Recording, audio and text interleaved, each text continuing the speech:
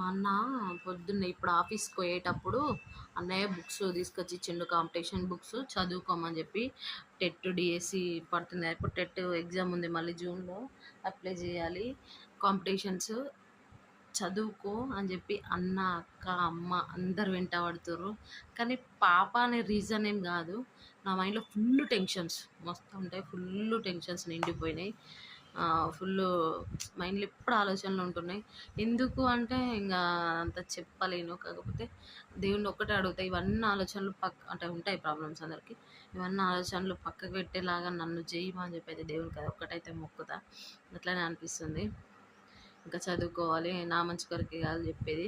కానీ పాప ఒక హాఫ్ అన్ అవర్ పండుకుంటది. హాఫ్ అన్ అవర్‌కి నేను అదొకటి ఇదొకటి పని చేసుకొని మళ్ళీ కొంచెం నేను టెన్షన్ రెస్ట్ తీసుకునేసరికి ఖతం అయిపోతూనే ఉంటది టైము.